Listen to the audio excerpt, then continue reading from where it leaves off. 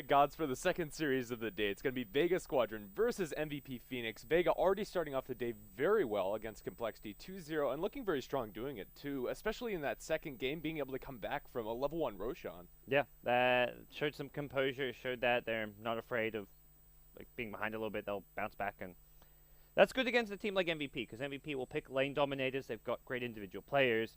There's always that possibility for outplay, and they may fall behind early, but I think Vega's team play is just a notch above the two teams they're playing today, and perhaps most of the teams in the tournament. Like, I'd even put it like above 4CNL. 4CNL would kind of rely more on the chaos factor and just kind of doing some funky drafts. And at least kind of with Empire having stand-ins, I feel Vega is actually the best team at the tournament. Whether that means like they're, by team I mean like their synergy together and their team play is just a notch above everyone Yeah. else. I think that's fair. Still, MVP Phoenix, they definitely have a shot to take off a game, and that's all they really need to do at this point, especially with Complexity losing 0-2. They just need to make sure that they tie, at the very least in one of their series, to be rounded out with NLG and then play tiebreakers tomorrow to be finishing in top 4. So we'll have to see if they're able to do that. Recently, we've been seeing MVP go for incredibly aggressive early game strategies. A lot of it's focusing on Ryzen's Shakiro, too. I mean, we talk a lot about MP and QO when we talk about MVP, and for good reason, too. They're incredibly skilled solo players, but I think a lot of the driving force that if MVP are going to win this game is going to be from the former MVP Hot 6 support and offlane. Yeah, I think the game is becoming very support-centric. I think we saw that in the last series especially, where 2 games in a row the Complexity supports just were somewhat ineffective, especially in the early game, the first game especially. So for me, support play, one of those things which doesn't necessarily get the credit always, but for dictating the flow of the game is essential. When you have great support play on both teams and it kind of balances out, that's when the cores and how their decision making really can kind of be influential. But like, I feel most of the games we've seen so far has been decided more by the supports than anything else. 4CNL to me, EGM and Saxe have been the most impressive support duo so far, and that's where 4CL are at the top of the tables, but still plenty of Dota to be played here in Vilnius. Yeah, absolutely. And I'd expect this best of 2 series to be pretty good, or at least entertaining to watch. MVP, even in the games that they've been losing, have still put up a good show at the start of it. Yes. And MVP is a fun team to watch as well. Yeah, absolutely. QO, MP, great individual players. 4 have even used to play the carry role. He swapped over to the offlane now. Reason, an incredibly talented player. So MVP, you never quite know what you're going to get with this team. That's the same thing can be said at TI. Suddenly they're like, oh, this team we didn't expect much from is suddenly like in the top 8, and like what just happened? MVP Phoenix really just caught everyone off guard, including like the team Empire, who were heavily favored to beat them, and then suddenly he's getting upset by them based on some incredible QO plays. So you cannot take a team like them lightly. You've got to approach it very just methodically, kind of like you've done the previous matches. Not let QO get out of control. Stick to your solid standard team play, as we'll see Vega here, and yeah, I think Vega, though, still, to me, I definitely favor a 2-0 win here. Even more so, I feel more confident in that against MVP than Complexity, and the fact Vega now have that like bit of momentum moving forward. I think they should be in good shape. Yeah, I think that's absolutely fair. Still, we'll just have to see how this series is going to fare, and I think that MVP Phoenix have a better chance than Complexity at taking off a game. Just by nature of how they're drafting and how they're playing better as a team. Compared to Complexity, it feels like the internal issues definitely are affecting their play with their stand-in. Yes. Yeah. So I even now, like after the game, like seeing Complexity, they were very much like kind of in like almost like heated arguments just in the players' room, like kind of disagreeing on what went wrong, just having like very much a different way of looking at the game. And I think the stand-in factor and everything is really getting to Complexity right now. So that's a team who could quickly be heading towards elimination now. They're still in the situation where you just got to win one game. Now you've got to win 1 out of your 2 remaining games rather than 1 in 4. So it's a lot. Suddenly you're looking at like, ooh, what's our actual chances of getting through the main event? And you're against thinking, Empire too.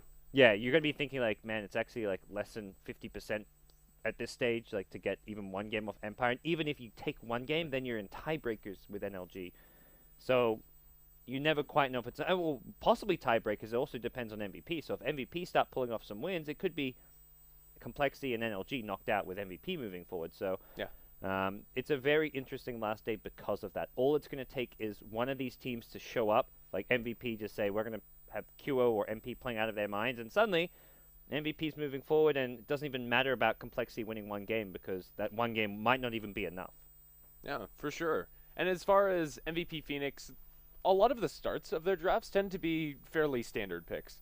And then it's not until later on that we see something come out. And I'd love to see MVP Phoenix go for one of a more signature MVP Phoenix draft, like something with mass sustain, like Omni Necro, or some heroes that we've seen them pull out every once in a while, or maybe even the Warlock, although we haven't seen that for a long, long time.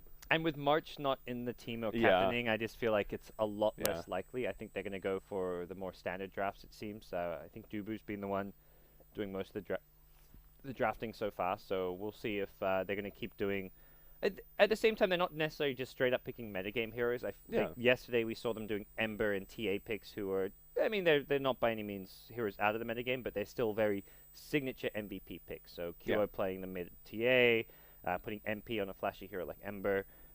Heroes that suited them overall. And Reason, Jakiro, like, that's another kind of classic player-hero combo. So they're picking heroes that work and can fight well and suit the playstyle that you need right now, but putting their own little bit of twist on it. Yeah, and that MVP flair is definitely what they need to emphasize if they do want to take these games.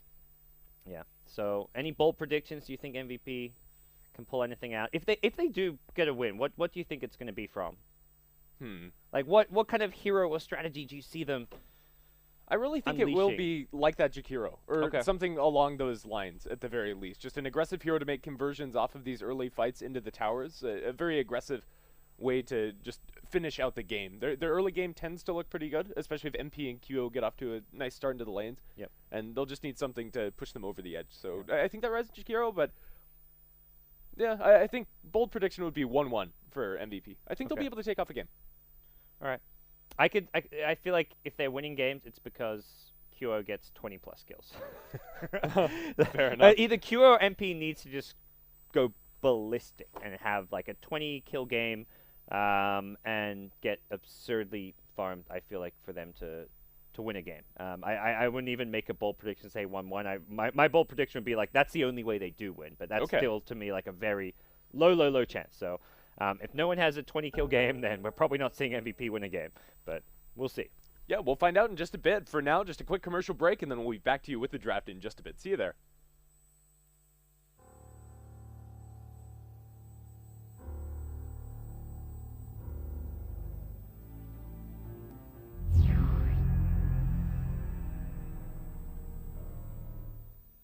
The new high-performance Rig 500 headset from Plantronics is designed to match the skills of an aspiring esports player with the gear they need to win the needs of esports and competitive players around the world. The new Rig 500 series of headsets from Plantronics.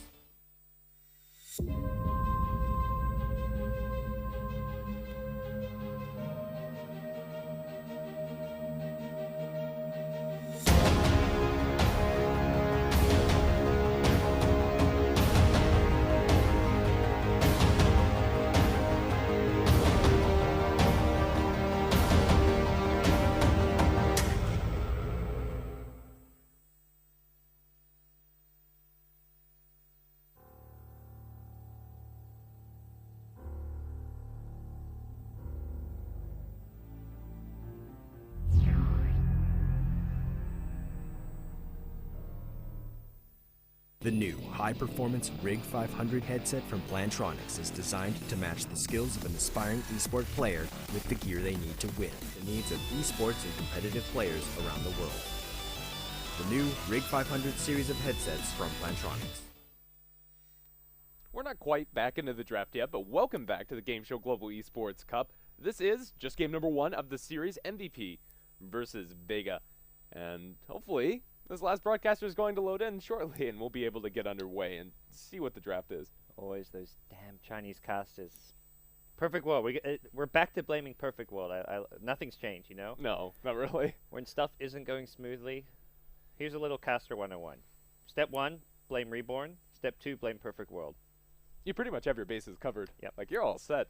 Step 3, blame like the streaming platform or something. So it's never your fault if stuff isn't going right. No, absolutely not. We're perfect in every way. Absolutely. You're a flower, Grandis. As are you. Well, yeah, we're just loading in now. I think we may have a remake or at least a reload with our Chinese casters. Somewhat struggling, but things should be underway fairly soon here. MVP, the first match of the day of 2. kind of talked about, set the stage for what this matters, but hopefully getting underway soon. There's only 4 games today, so if there are tiebreakers, they won't be till tomorrow. So we should have a slightly faster day today, but does mean teams can prepare for the main event slash tiebreakers tomorrow. Yeah, still plenty of good games. There'll be 8 in total, and that's not reasonable. Yeah, it looks like we probably are going to be bumped back to the lobby. But another thing to note about that first series, Vega got so many of their signature heroes. And granted, I think the drafts coming out from Complexity could have worked, but you need to make sure that Vega don't get everything that they want. You need to deny them at least some of those super comfort picks. Yeah, it felt like game 1 they gave them Tusk and banned Darkseer, and they're like, okay, that didn't work. Let's switch it up and ban the Tusk instead and give them Dark. Actually, they didn't ban Tusk. They just left Darkseer there. Yeah. I think the game 2 draft was very much orchestrated around the level 1 Roshan thinking, hey, we get a big enough advantage from this. It doesn't matter that they have the Darkseer Ember. Yeah, I think so. They had to make sure they got a certain couple of heroes that were just key for that overall strategy. But game 1, I think, maybe more so where there was a few heroes. I don't like just blaming draft. I think that it was less the draft overall, but more the setup around having very weak lanes. Having the Bane. They're not comfortable playing Bane Complexity, you could tell. On top of that, they had the Lich in the offlane, which achieved nothing. Again, we talked a lot about the supports, and I feel like the supports was the big thing where they didn't get anything out of either of their 2 supports. And I don't think that's something we're going to see from MVP. They're very good at drafting good lanes, and it tends to be one of their stronger suits. And I do like their supporting duo quite a bit. Yeah. They've been impressive so far, and that's considering it's a kind of Dubu's only just been playing on this Phoenix team for a short while now. Doesn't seem to bother them too much. So here we go. Yeah, we're actually in the draft now. We're gonna hop right in, I believe, in just a second. But MVP Phoenix, they're gonna be on the Dire side. So they have Dire and first pick. We've seen some teams prefer Dire, some choose Radiant. It seems maybe a slight trend towards Dire. Like that's always seems to be, especially at the big lands. For online play, for whatever reason, Radiant is preferred. Then you get to the big lands, and a few teams are like, hey guys, Dire is actually really important because you get Roshan and stuff, and then suddenly everyone's playing Dire. But I think a lot of that comes down to Dire tends to be safer when games are going longer, and on LAN, you go for more of those more reliable strategies, I guess.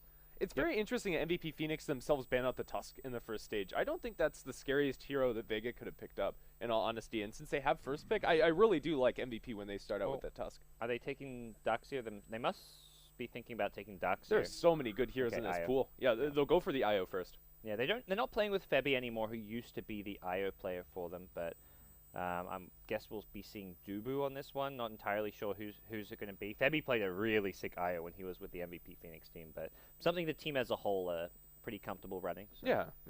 I think it is Dubu. I could be wrong, though.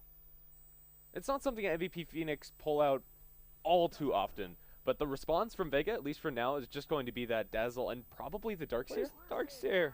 It's a Bristle, wow. Okay, now that's very interesting. They know MVP Phoenix Classic, like IO Bristle, but I don't know if that's what they had in mind, just because Phoenix, that was like the March strat. March was the Bristle, like it was March and Febby who would do this Bristle IO in the offlane. It's no longer March and Febby on this team, so yes, MVP's classic strat is the IO Bristle. They were kind of one of the ones to pioneer, but if I'm MVP Phoenix, I'm just thinking, let's just like IO Tiny or something here. Yeah. They are taking a little bit more time to think about this pick, but I don't think that's necessarily because they wanted the Bristle, but more that they want to work around it. Bristle is definitely abusable when picked up this early. Yeah. I don't think they were not expecting a Bristle to be... No. I don't think it's... Maybe they were playing the Bristle. I don't think it's a big problem that they don't get the Bristle. It's more like the, oh, they have a Bristle. Does this change our strategy? Does this... Because Bristle's one of those heroes you see sometimes sent mid against IO Tiny. And typically Vega do run the Bristle in the mid lane for no one. So it's an okay matchup for Bristle. He's fairly durable. He can just kind of bottle crow if he needs to. But I think it's still a dangerous matchup where all it takes is one slight misstep and you're tossed under your tower, slowed by a tether, and you're dead. So yeah, that's usually the only way you'll kill the Bristle. But just outside of the lane too, Bristle's pretty good against the IO Tiny combination. Your Avalanche Toss, 9 times out of 10, isn't going to be enough. Unless the Tiny's ridiculously farmed or the Bristleback's ridiculously underfarmed. And he is going to have the Dazzle support too.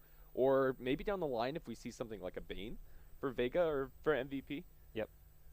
Yeah, it could also put a lot of pressure on these lanes. Yeah, so curious to see Vega and MVP where they go next. I think Darkseer are going to be a hotly contested hero, as I've got to imagine. Darkseer. Yeah. works well with Bristleback, and Iron Shell chucked in Bristle as he runs in and fights is always going to be good. Plus so. the surge to stop him from being kited around nearly as much. Yeah, yeah. So I think Phoenix should be heavily considering a Darkseer ban to go with the Brood ban. Brood also a hero you want to be taking out against Vega, especially when you know you're going to be running like a IO Tiny dual lane. You won't have a great answer to the Brood in the safe lane. Yeah, this is definitely true. Dual lane against Brood, it doesn't really matter what the dual lane is. It's just so hard to manage. Yeah, yeah.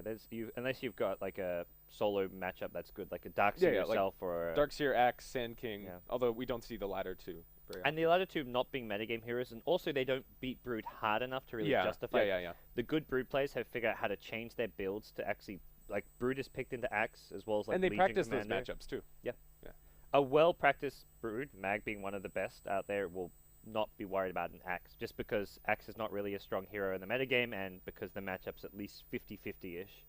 Yeah, it played well, and I definitely think it's a good read by MVP that they should be banning out Mag heroes, but they're also going to take out the Winter Wyvern. You don't want to have a Winter Wyvern against the IO Tiny, but this leaves so much inside the pool. They banned Darkseer and take Slide. I was surprised to see him ban Darkseer since they had first pick, but it's because they wanted to play the armor game and also get some more kind of reliable lockdown. And the Darkseer's got the vacuum, which is like a once every, like, what, 35, 40 seconds or something. I don't even know the vacuum cooldown, but it changes every few patches. Slider just, 8-second cooldown crush, can spam it out and offer a lot more minus armor to go with the Dazzle. And Bristle, it's all physical damage. Now, how do you think they're going to lane this Slider? Do we think we see Mag's hero yet in the Bristleback or the Slar, or are they going to pick up something else? That's a good question, because, I mean, look at Pasha's icon. He plays Slider. it all the time in the safe lane. Vega's one of the teams that do tend to mix it up a little bit more, rather than just put the Slider always in the off lane. If they were planning that, though, I feel like they would have just taken the Darkseer, though. Yeah, probably. I guess there's a risk you take Darkseer or Slider. Phoenix wants Darkseer or Slider as well. They would take the other one, so your safer option is to pick the one you want more and ban the other. But here we go. Yeah, it looks like it is going to be Mag on the Slider. Pasha's hero, I want to say, on the Ember. I think they ran Bristle mid, not safe lane. Ember is not a hero you want against IO Tiny, so that's almost guaranteed to be for Pasha. Yeah, I definitely like that lane matchup now. But for MVP Phoenix, they have the Spirit Breaker, and this is a hero that they work with very well and adds to the global presence. I mean, both Slider and Ember can both cancel the charge, though. That's something important to note. And it's not, you have to be very precise with the timing of the crush or the Searing Chains, but these players won't have any problems with that. Oh, another Bane for MVP Phoenix. This is going to be really annoying in the laning stage for MVP to set up for maybe a Tiny combination or just a toss back. But even more than that, just the amount of poke and single target disable, really good against the Bristle too. I think it was definitely a good pick to go for MVP. It just shores up their lanes a bit. It's a good setup to what could be their last pick. Good lane control. Can bully the Slider a bit. Will bully the Slider very well in lane.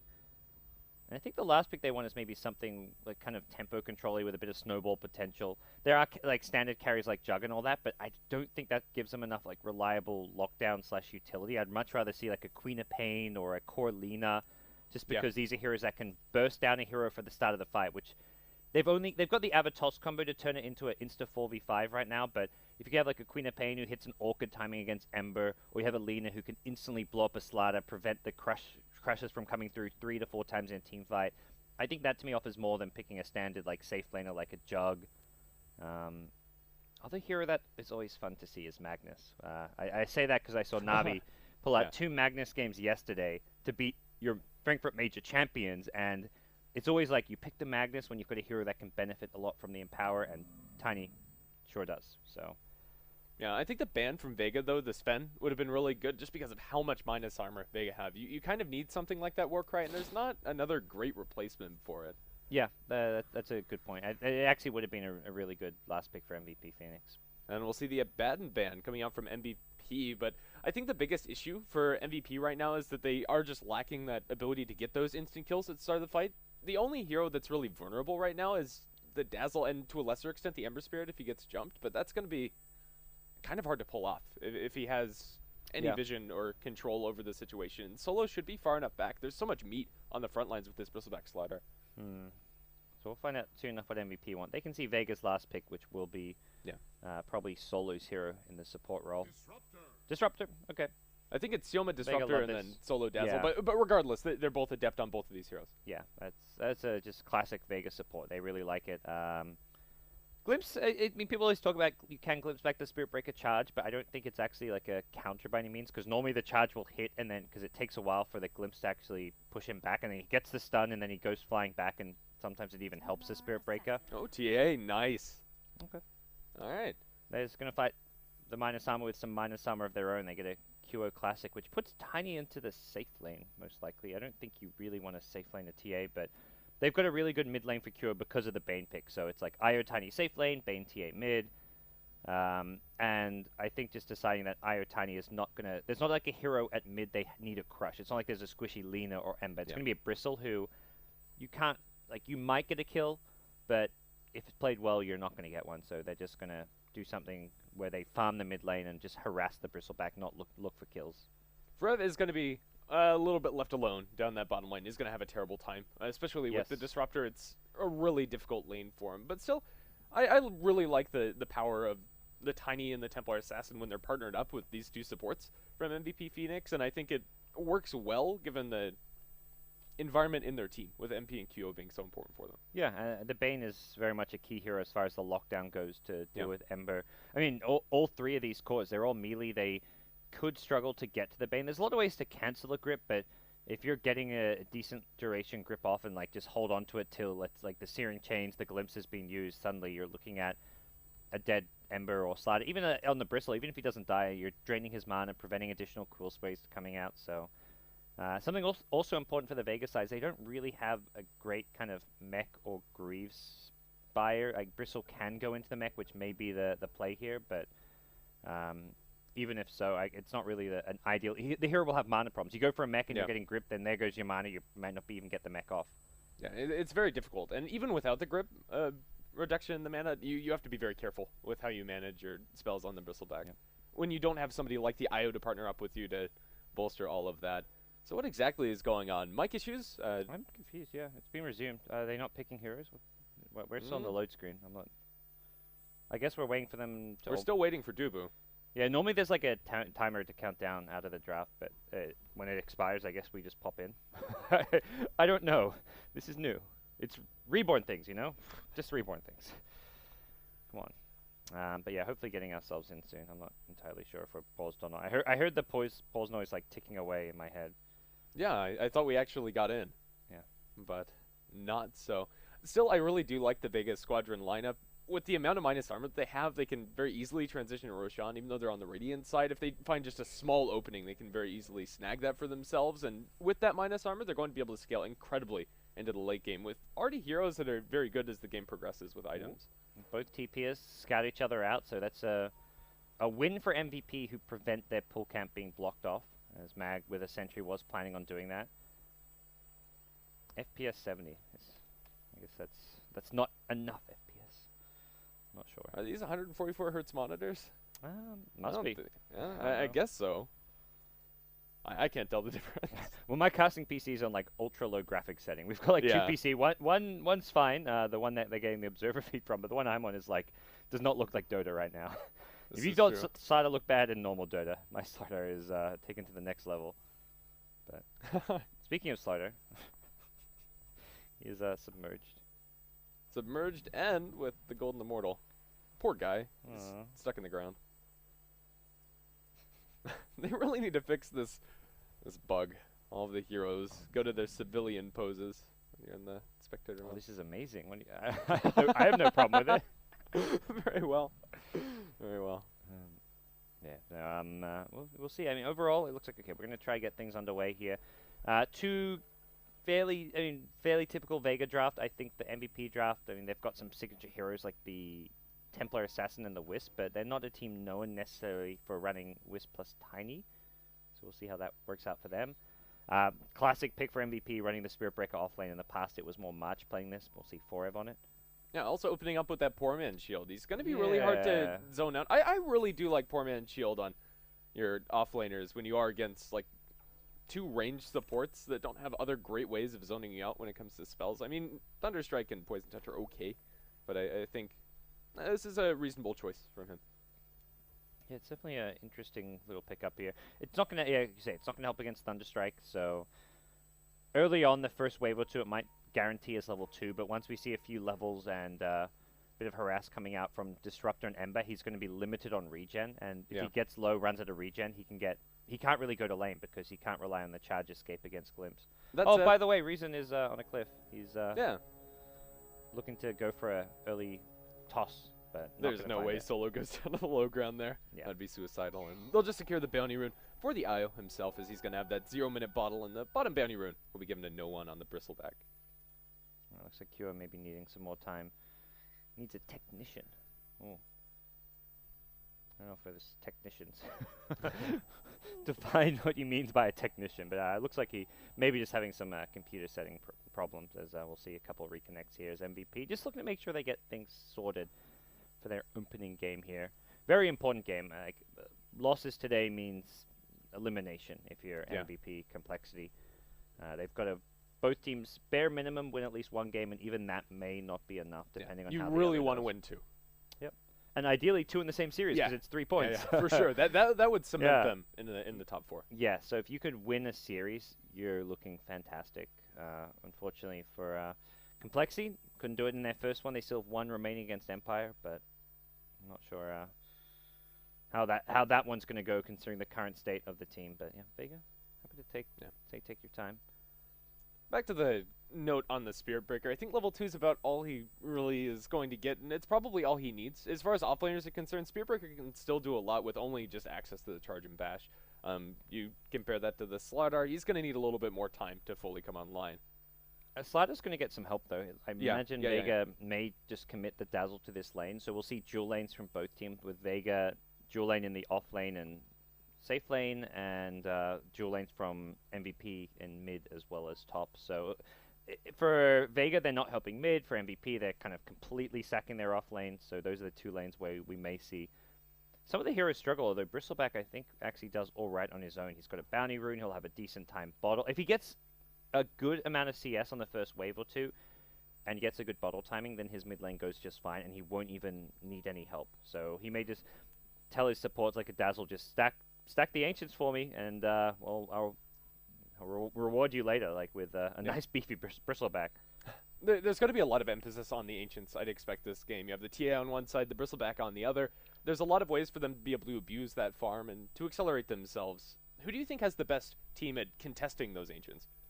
Ooh, probably for the most part, it's going to be Vega who can actually contest Ancients. I think MVP looking to...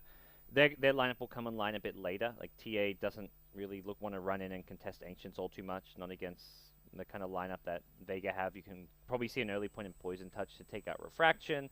You've got Ember, who's really good at fighting earlier. So if they can get a good timing on like Bristleback's mech, then especially looking at them to maybe try and prevent TA from stacking Ancients. But both teams maybe less so contesting them, but more looking to just block them off with some early wards. I think that's probably the easiest way for both of these teams to take away that bank of gold that could potentially be there. Yep. So you can see MVP here. Just looks like most of the players okay, but the technician, that's what a technician looks like. Doesn't look any different to a normal guy, but it's because he is a normal guy. That guy's just a volunteer. Yeah, probably. Volunteer turned technician. It's just like, found the volunteer. It's like, you're no longer just getting food for these teams. You're now our technician, and you've got to fix this. Good luck. Best of luck to the technician. The staff has actually been amazing. No, yeah. Shout out to the staff. They've been great. Yep. Absolutely. Everyone except Hefla. That guy's he's awful. Yeah. Can't stand him, but everyone else has been fine. Well, we have Kyo back into the game, so hopefully that means we're going to be underway shortly. Yeah. So very important game 1. Both less so for Vega. Vega's, I don't think, I'm not sure if they're quite guaranteed top 4. Probably with a win in their last series, they are though. Yeah, I think they are mathematically secured. Yeah, they have 2 wins and then 1 tie, 1 loss. So they're all set to be in top 4. So this match only matters for seeding for Vega, which may mean they're just going to be a bit more calm and relaxed. The only seed that really matters is the first seed, who gets to pick their opponent going into the brackets. You get to choose your opponent. Yeah, so 4CNL and Empire are the 2 teams that can contest for that. So for Vega, this game honestly really doesn't matter that much. Okay, so Vega's 2 wins, and don't Vega have a draw? Yeah, 2 wins, a tie, and a loss. This will be, or wait, no. 2 wins and a tie. 2 wins, a tie, and a loss, maybe. Good I- question. This is their last game. Yeah. They were 1-1 and 1 coming in. Yeah. So they have a draw and a loss, whereas 4CL have 4 wins and a loss with no draws. So even if they win this game, they can't be ahead of 4CL. Something's definitely wrong in my head, but we're actually underway. So if Empire win both their remaining 2 series, they'll be tied on points with 4CL, but I think they win the head-to-head perhaps, since Empire beat 4CL. Who knows? We'll find out later. QO mid lane being harassed. This is like, I guess I expected. Okay, so I expected Bane to be helping out mid lane, but it looks like Bane is going to be at bottom, and looking to give 4F some help. So not quite the lanes I expected, and as a result, Q are going to have a slightly rougher time against the Bristle. Still, I don't think there's a lot of killing potential on the Pasha unless they get really lucky bashes, but killing potential on 2 Mag might definitely be there. He's going to be able to crush and walk that one off. Still a lot of harass. Yeah, that's something he's going to be very careful of, and see the Dazzle instantly going to start stacking Ancients, then comes back mid for some harass. So this is actually, to me, a problem lane. I'm very surprised they don't have Bane at mid. He's going to get all of his refraction burned through. They're not going to dive the tower yet, but still a lot of pressure being applied here. The TA is still farming, I suppose, reasonably well. The big problem for TA is you're 70 gold from a bottle, and how do you farm that? Charge bottom, though. Pasha, if they get the bash, maybe they can find the kill. Brainsap not going to throw it out. Wouldn't have been lethal. Yeah. QO's got to find a CS to get that. Or he can wait like 30, 40 seconds for the gold, which is... This last refraction is going to be very important for him. No one doesn't quite know like how desperately he needs a CS right now, but probably will end up getting it here. But the good news is he does have the stick, though, so he would have another refraction, and he'll have another shot, but it's still difficult. He's not at risk at dying. It's just all that harassment, he can't contest CS. So he's missed out on like 3 or 4 CS just because of that.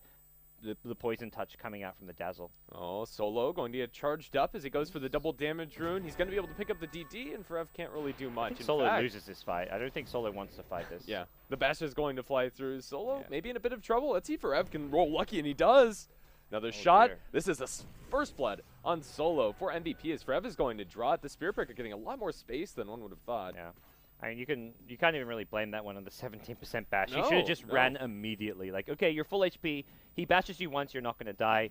You only die there if he bashes you twice if you run immediately, which he didn't do. So, just a bit of a cocky misplay from Solo. Like, very much like you're like, oh, I have DD. Let's right click. Let's have a right click battle. A little greedy. It's a Spirit Breaker with 6 armor and a lot of HP and an Orb of Venom. Yeah, Spirit Breaker with that extra help from the Bane is definitely doing a lot better, and the Bane also is getting a lot of XP, already up to level 3. That Brainsap's going to hurt. I don't like that they're giving like the Bristleback such a free lane at mid. Not even a free lane, but he's winning the lane as a result. I think QO's struggling quite a bit, and Bristle's going to have Ancient stacks, whereas QO will not for some time, perhaps. He's winning the lane, but I don't think he's crushing it. QO has about the same amount of experience, and I think he could definitely come back into this, but still, yeah, no one should have had a worse time. The trade-off definitely is that Spirit Breakers have. 4F's got to get something done in the mid-game to be like, okay, LTA had a bit of a rough time. I'm going to make up for it and create some space just by having these extra levels. How early do you think he can make those moves? It's going to be really hard. And it's like, who do you even look to make it on? You can't gank a Bristle at mid particularly. And the Slaughter is just too far away. If you go for a charge, it's super obvious. And that's where I just don't feel like there's obvious moves to make on the map for a Spirit Breaker. Tiny can't... Now the thing is, can someone rotate bottom? A tiny TP perhaps into like a Nightmare charge? I guess if they get a Nightmare bottom, we could see a tiny TP down, but that's a hero you don't want to be just TPing down early on. So until they hit level 6 on IO with the relocate, I don't feel like the Spirit Breaker will be able to get a whole lot done. Yeah, I think that's fair. MP's getting a lot of space now that we bring up the tiny. He's free farming it away. There's nothing the Slaughter can do to stop him from getting this money. Yep, and Slaughter level 3. It's kind of similar story with the Spirit Breaker, and he's done this without the support, so getting levels and at least a couple of CS. Pasha's going to throw the chains, canceling that charge. We talked about in the draft. It's going to show up here. Dubu dropping pretty low, but he has a Nightmare. There's just no killing potential on either side. Reasonable attempt. Yeah, both sides with pretty good defensive capabilities, or on the side of MVP, it's just having a tanky Spirit Breaker. Yeah, this is true. But yeah, Bristle continuing to free farm away at mid. TA, kind of holding her own now, only behind by like 8 CS, which has been kind of consistently the case from the start. So QO not really missing too much anymore. With a 1, bottle crowing, like this is where TA does just fine against Bristle. Yeah, and he's gotten over the hardest part, and he's going to be in a sustainable situation this game. And I think the situation is kind of slowed down a little bit, and MVP are getting a good amount. Like, this game is incredibly even. Yeah. We'll see who's going to be looking to make the first moves. I feel Vega, though, like their draft is going to come online and be very scary. Ember level 6 can start teeping around with the Fire Remnants and just the general like Ember plays you can make. Slater, similar story. And the Tiny's going to need a lot more farm and levels before he can do a similar thing. He needs to be able to get his Blink Dagger up, which is just going to happen a bit later than what you can see from a Slater. Slater doesn't need a Blink. He just needs Sprint and Crush to be able to initiate fights in a lot of ways. Yeah. To at least be able to contribute if you have somebody else to open up, and that somebody would be Pasha. Charge away by Forev. And the Spirit Breaker is going to be just fine, although in theory, Glimpse is pretty good against Charge, not until you have higher levels on the Disruptor. So both mid laners hoping to find a 6-minute rune, I imagine, but Mag going to secure the top one, and that looks like it will leave it there for the Bristleback. So no runes for TA. There is a Radiant Ward around the corner, and I think Solo as well as Syoma should be fine. Yeah, although, if he does get a couple of bashes and finds an angle, that hurts. Yeah, they probably just want to back off a bit here. Yeah. Pasha can at least continue to farm a little bit, but QO forced to continue to Bottle Crow, and this Bristle continues to be a pretty scary threat, picking up an early Vitality booster here against the TA. Yeah, and we see this quite often, just going straight for the Vanguard. You become so strong once you pick up that item. Yeah, and damage block against the physical damage of the Templar Assassin, later even the Tiny to some extent. Pretty good. Yeah, pretty good. A lot of posturing around the map, but not a lot of clear openings. The counterplays have been on point. Yeah. Cider now level 4, which, not like an obvious timing, is pretty good, because 2 points in Sprint, 2 in Crush is normally enough to initiate and get a stun on a lot of heroes, like a TA unlikely to be able to run away from that. Maybe with phase boots, which are going to be coming out now from QO, but if Slater wants to roam and fight with the Ember Spirit, they can look to do so. Right now, though, the Ember fairly under-leveled because he's been forced out tri-lane with the 2 supports. He's got a rough lane, so he's kept Vega have kept both supports protecting Pasha, and as a result, they're not quite getting the level 6 timing on Pasha that they normally would. They're also not getting as many stacks as maybe they would have liked. The Ancients are tripled up, which is fine, but the rest of the jungle seems pretty sparse. Yeah. And no one's to continue to contest this mid lane has been forced to just continually spam at his mana, and and that just kind of ties up the courier. So they want it every now and then at the bottom lane. Like Pasha uses it now, and as a result, no one gets forced back to base. And just all these kind of little things which do affect your play. Like right now, there's like creeps on the mid tower, not so much doing damage, but it's like 4 or 5 creeps being missed out, which in the early game does make a bit of a difference. There's your Vanguard up for the Bristleback in the mid lane. Incredibly fast Vanguard. He's pretty much neck and neck when it comes to farm compared to MP. But the Blink Dagger is going to take a little while longer since he does opt to go for the treads first, whereas Bristleback just brown boots. Yep. So TA making possibly a move towards bottom. Finds a regen. You'd really love to get a haste more than anything. Yeah. DD's also not bad, although something more you want a bit later on. No, Dubu may be caught out of position here, charging through. They're going to go into Syoma.